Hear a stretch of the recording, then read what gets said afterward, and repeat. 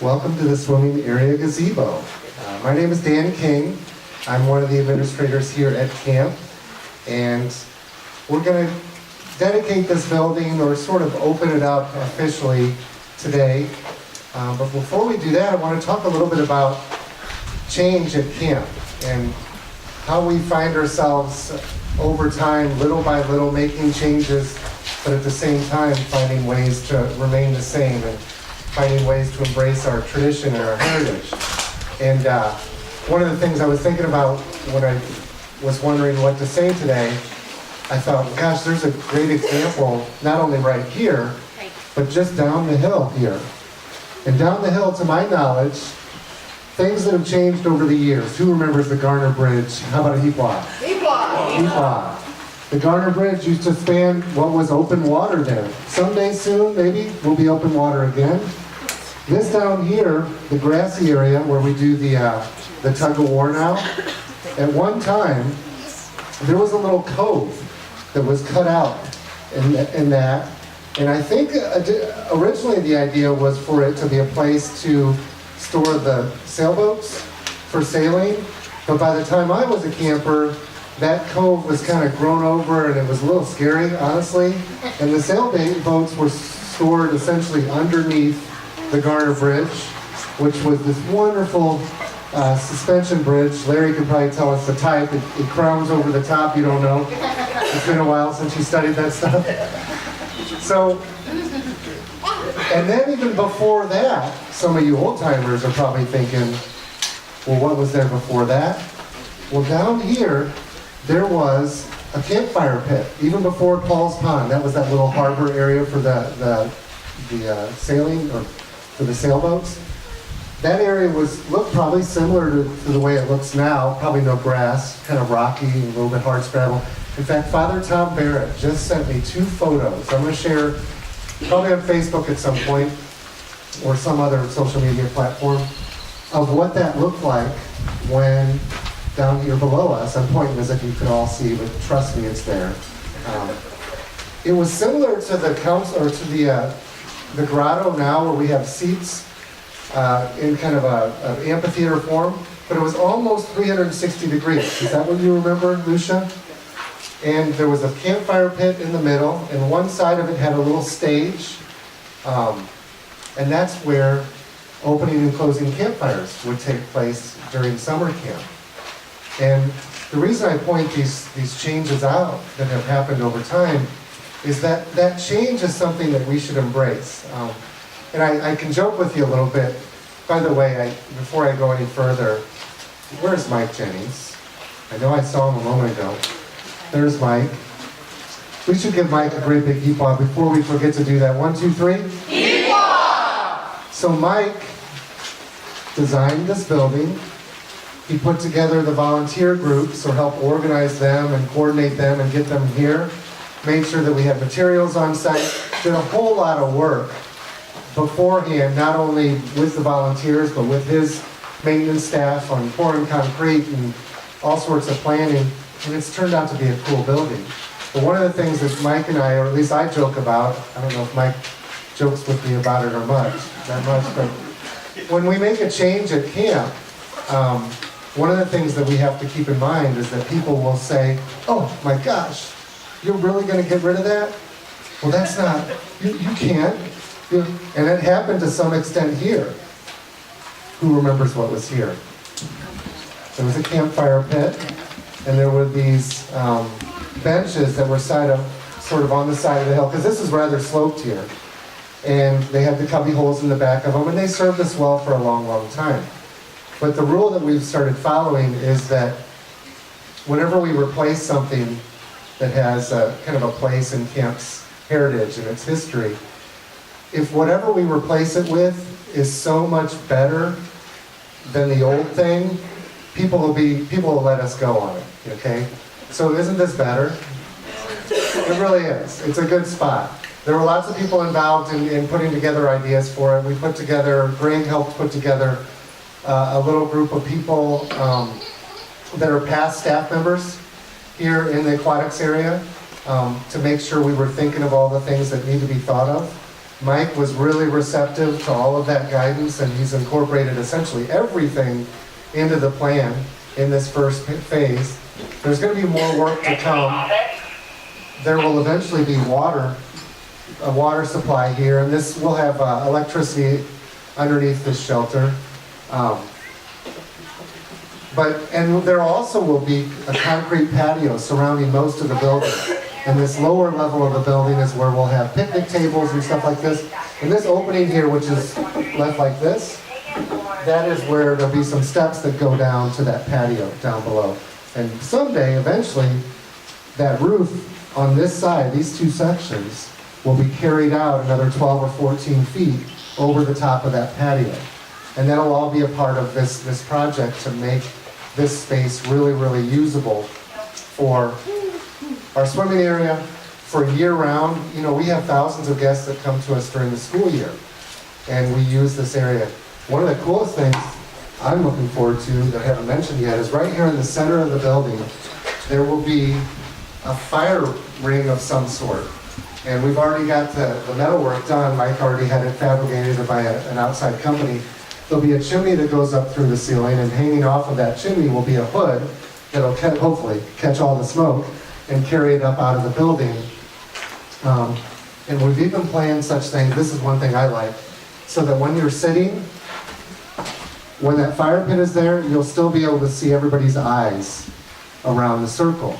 And all those little things, those ideas came from Mike, from people that have worked in the past at camp, from our leadership staff at camp, and that's symbolic of something that we try to do here. We try to get a lot of people involved in getting things done. On the side of the hay barn, it says, "Built by Friends," which is kind of a catchy phrase. There's a song that was written by a local Southern Illinois musician that wrote a song about that. We sort of stole the phrase from him. But that is the way we do things at camp. Not only the friends that swing the hammer and help us put the roof on and fabricate all the stuff, but also the friends that we should never ever forget that help fund it. And there's been some key people involved in funding this project, starting with Deborah and Marty Coe, who made a very, very nice gift at the gala to go towards this project. Paul Wesselman, the Ripples guy, many of you know him, he pitched in a little bit as well. And we also have, this moves us on to a subject that it's still a little bit raw, but there's some joy sometimes that we can find in loss. But we recently lost Dave McCoy, a wonderful volunteer, long time volunteer. I'm talking 50-year volunteer here at camp. He was associated early on. What was the parish in East St. Louis that you guys, or your family came from? St. Patrick's Parish, and then St. Albert the Great. And there was a group of volunteers that came for years under the umbrella of that name, St. Albert the Great. But that group of people continued with their sons and grandsons now, and they were involved in building this building.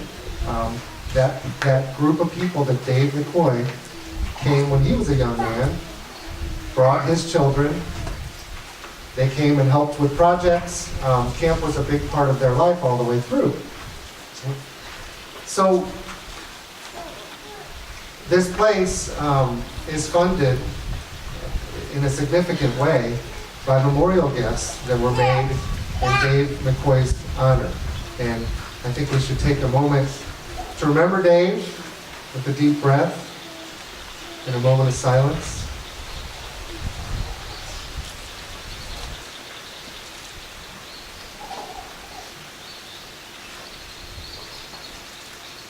I can't claim to have known him really, really well, but I did know him well enough to know that when he'd come to camp, he was so proud of that volunteer group, you know, that he put together.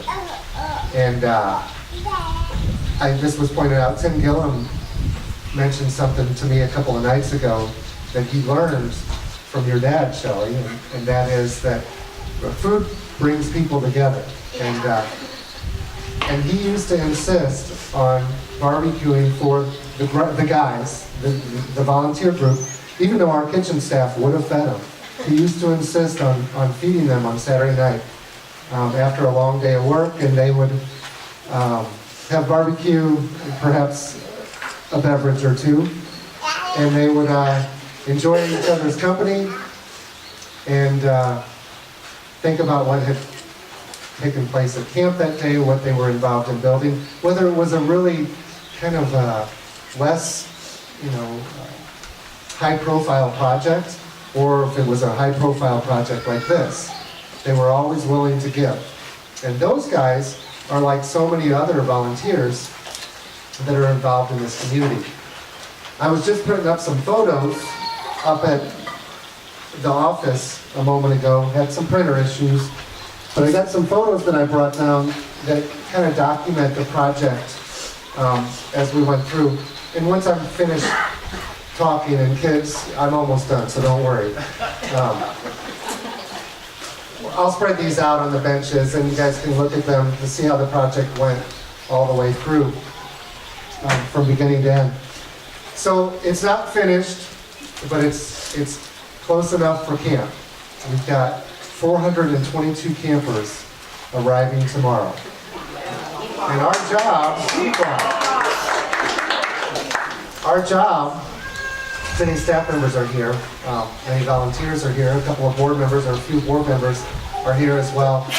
Our job is to make each and every one of those campers, or help them feel special, make them feel important. And I will tell you something about Dave McCoy. That's one of the things that, even though I barely knew him, he had that gift for making you feel important, for making you feel valued.